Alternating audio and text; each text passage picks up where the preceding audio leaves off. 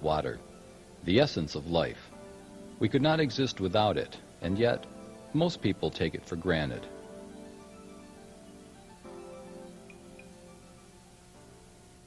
In the mid-1800s, an early Jamestown settler, Father Hart, was president, board of directors, and office boy for Jamestown's first waterworks system. Father Hart, his horse Larry, his cart and water barrels were the distribution system. The rates were reasonable, 15 cents a barrel, or 2 for a quarter. The old man and his load of water were a familiar sight on the village streets. Father Hart and his rig did a good, steady, conservative, though not rushing business.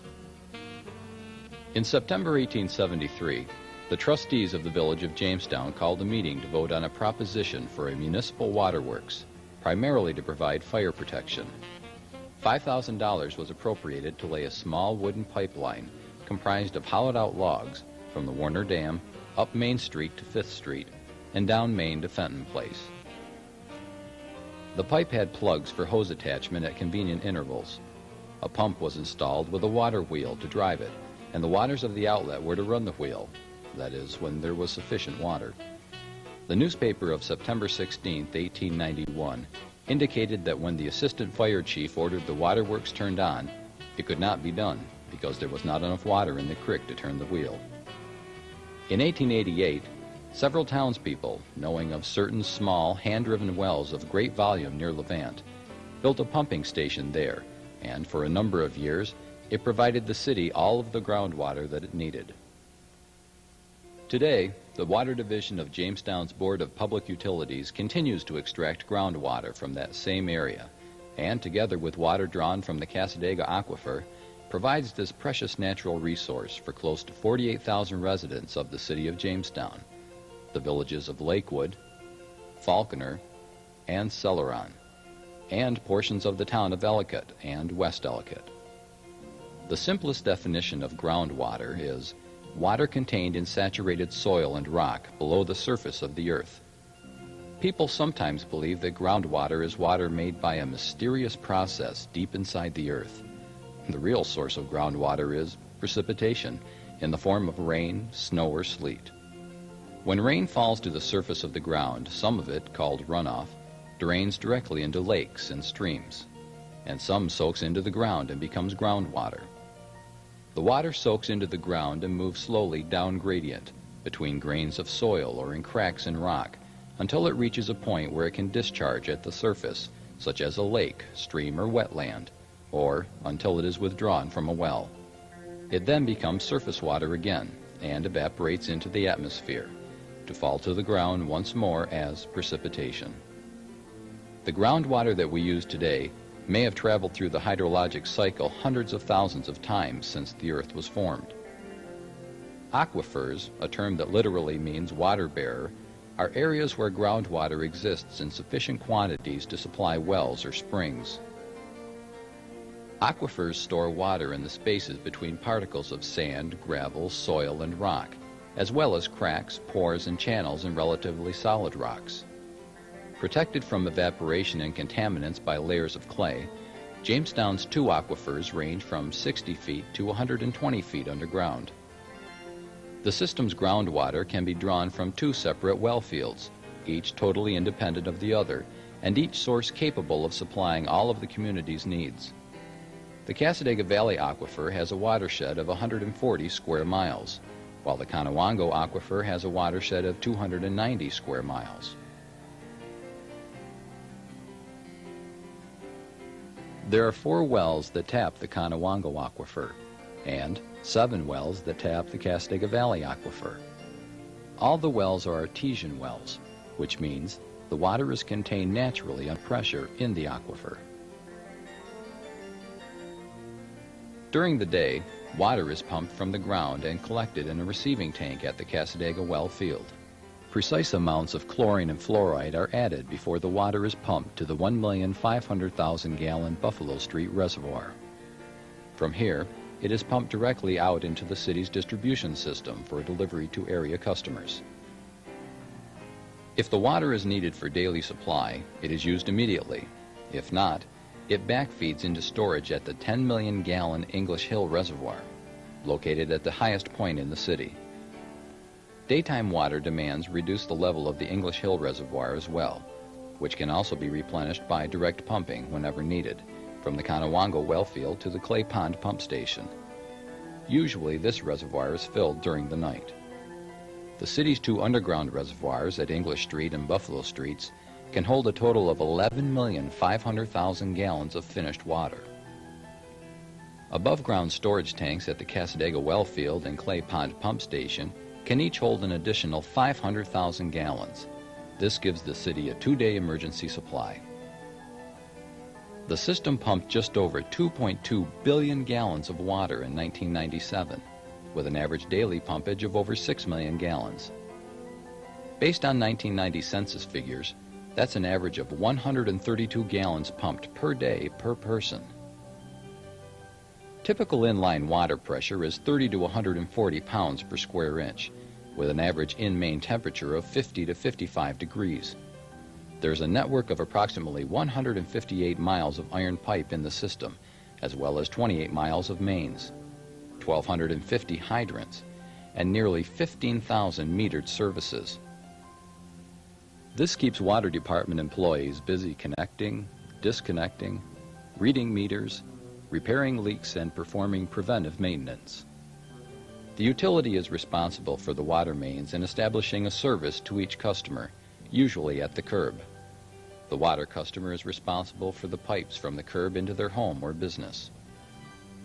The BPU continually takes steps to safeguard the quality of our water by testing for volatile organic contaminants, synthetic organic chemicals, and inorganic chemicals.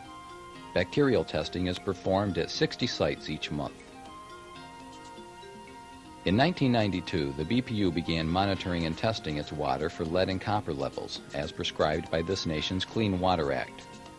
The community's water continually falls well within the guidelines for lead and copper established by the Environmental Protection Agency. The BPU knows better than to take water for granted. Conservation of water is advocated as a way of everyday life, not something customers should do only when supplies are short. The utility suggests every user give drinking water a hand and develop a blue thumb, just like gardeners have a green thumb.